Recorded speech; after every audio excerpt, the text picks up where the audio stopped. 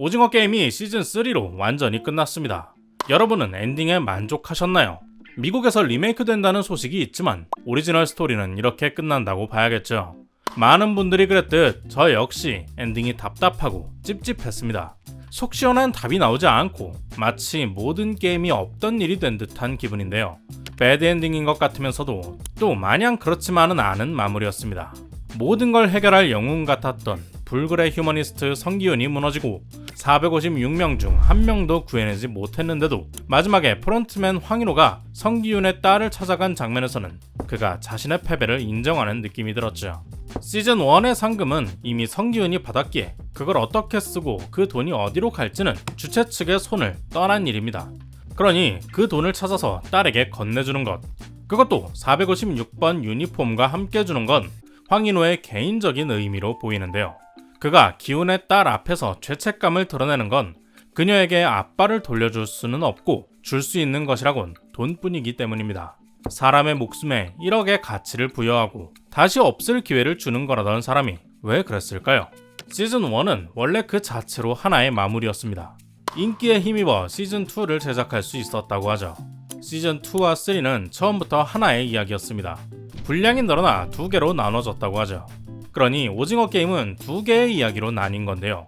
시즌1은 내가 살아남기 위한 고군분투입니다.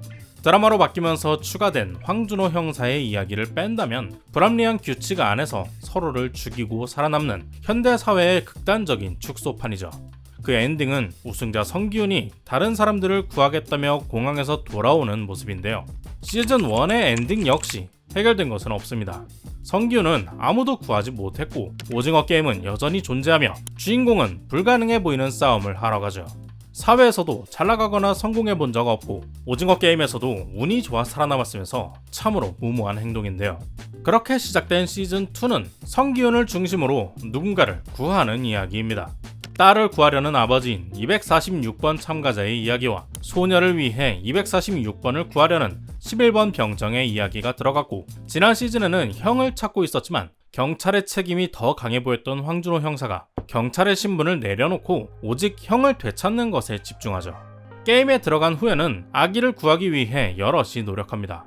이런 상황은 프론트맨이 의도한 대로 구성된 참가자들에 의해 만들어졌죠. 그는 과거에 자신이 게임에서 우승했지만 이루지 못했던 것을 성기훈이 해내길 바라고 있습니다. 그런 인물을 찾고 그런 순간을 만들기 위해 황인호는 프론트맨이 되어 게임을 지속해왔죠. 그는 무엇에 실패했고 무엇을 바라고 있을까요?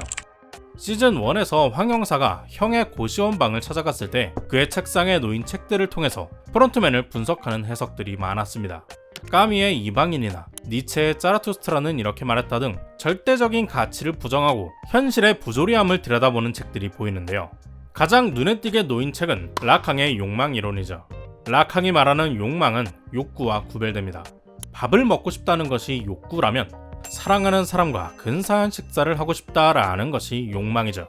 락항은 욕망이 충족될 수 없는 결핍에서 온다고 말합니다.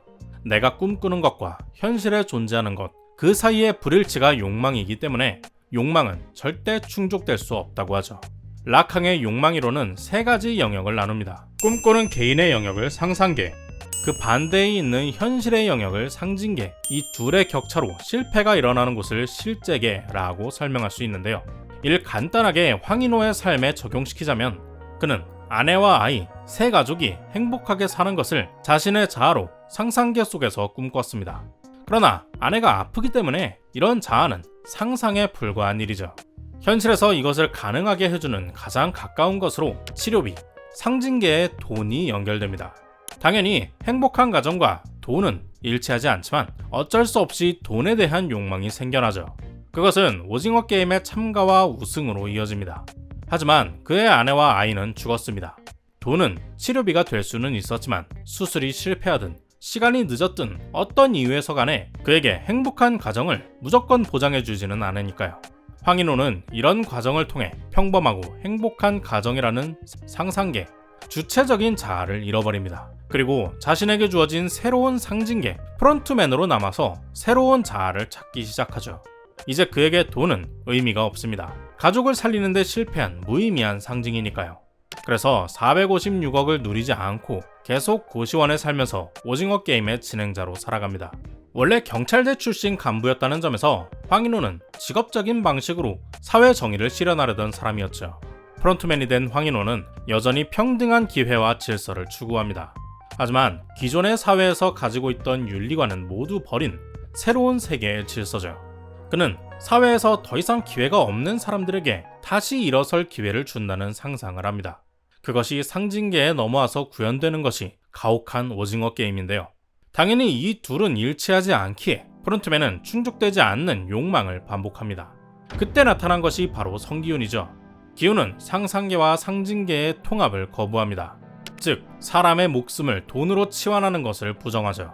오징어 게임에서 살아나가기 위해서는 다른 사람을 속이고 죽이는 행위를 해야 합니다. 그것이 참가자들의 상상과 주어진 현실이죠. 그런데 성기훈은 남을 돕고 배려하면서 살아서 나가겠다는 생각을 하고 있습니다.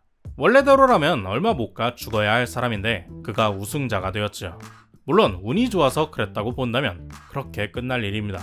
그러나 성기훈은 상금을 쓰지 않았고 오일남과의 마지막 대결까지 갑니다. 끝없이 규칙을 거부하고 있죠. 오일남은 그에게 이 모든 것이 그저 재미를 위해서였다고 말하는데요. 락항의 욕망 이론에서 충족되지 않는 욕망은 결국 큰 구멍을 만들게 됩니다. 이로 인해 인간은 오히려 고통스러운 자기 파괴적 쾌락을 추구하게 된다고 말하는데요. 이런 과잉의 욕망을 주의상스라고 합니다. 오일남은 돈을 엄청나게 많이 벌었지만 돈은 상징계일 뿐이기에 그의 상상계와 일치해 만족을 주지 못합니다. 그래서 그 큰 구멍을 메우기 위해 오징어 게임을 만들었죠. 마지막에는 결국 직접 참가까지 하는데요. 충분한 돈을 손에 넣었지만 원하는 것을 이루지 못한 황인호가 오징어 게임의 일원이 된 것과 같은 원리입니다. 그런데 성기훈은 오히려 그 돈으로 게임을 없애겠다고 돌아오죠. 황인호가 보던 책 중 니체의 책에서는 초인에 대해서 말합니다. 초인, 위버맨 씨는 기존의 선과 악, 옳고 그름을 부정하고 새로운 가치를 창조하는 존재죠. 그는 자신이 게임을 통해 기회를 주는 것이 초인을 향하는 일이라고 생각해왔을 겁니다. 하지만 사실은 자신의 욕망을 실현하는 데 실패하고 타인의 욕망에 따르기로 했을 뿐이죠. 그런데 성기훈은 오징어 게임의 규칙을 부정합니다. 또한 똑같은 살인 게임에 다시 참가하죠. 초인의 또 다른 특징은 영원 회귀의 긍정인데요. 니체는 우리가 죽으면 삶의 시작으로 돌아가서 삶의 모든 과정과 고통을 반복하게 된다고 생각했습니다. 초인은 이런 영원 회귀의 고통을 알고도 다시 시작하겠다고 긍정하는 사람이죠. 프론트맨은 성기훈을 보며 그가 위버맨 씨에 더 가까운 사람일지도 모른다고, 그래서 자신이 함께 게임에 참여해서 그 과정에 동참해보고 싶다고 생각했을 겁니다. 그리고 그 결과 황인호는 패배했습니다. 어떤 과정에서 그렇게 되었을까요? 시즌2와 3는 원래 하나였지만 분량상 둘로 나눠졌죠. 때문에 기본적으로는 하나의 흐름입니다. 시즌2는 물리적인 혁명이 실패하는 내용이고 시즌3는 사상적인 대결에서 승리하는 내용인데요. 이번 게임에서는 투표 제도가 도입되었죠. 사람을 믿는다는 성기훈에게 게임을 멈추고 사람들을 구할 수 있는 규칙을 준 겁니다.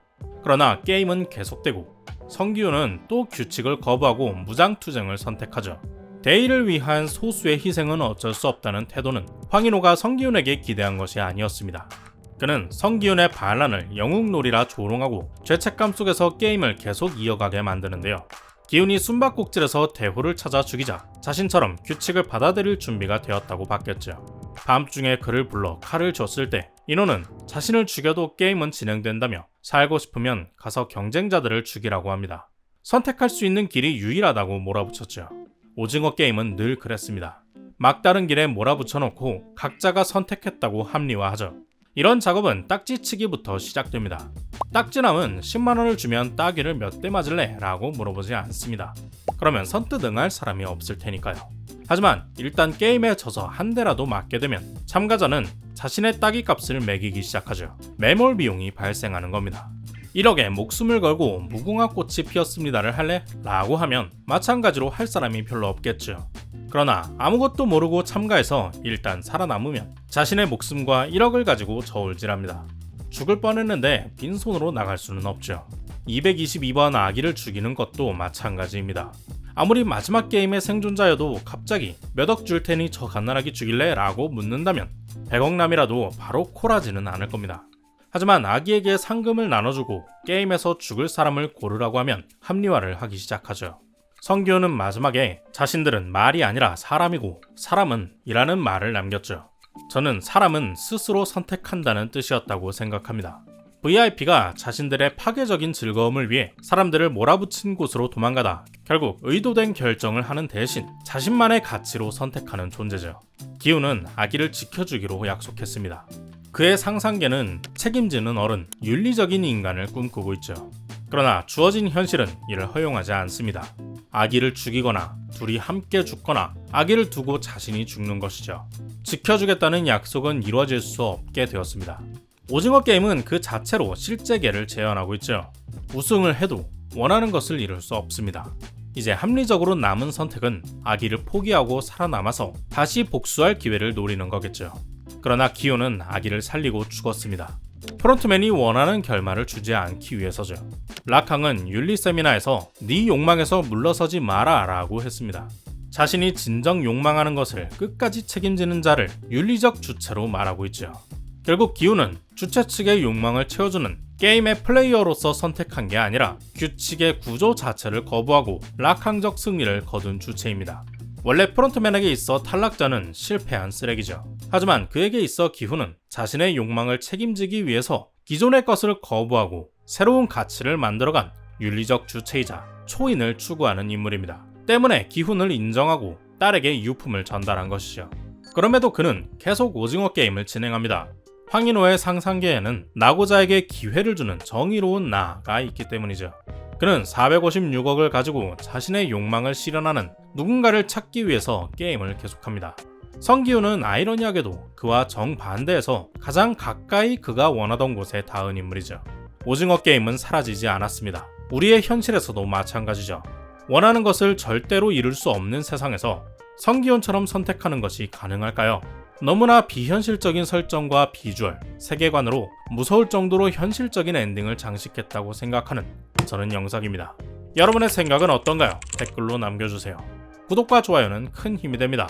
오늘도 긴 영상 시청해주신 여러분 고맙습니다. Check the mic and make sure it sound right, boys.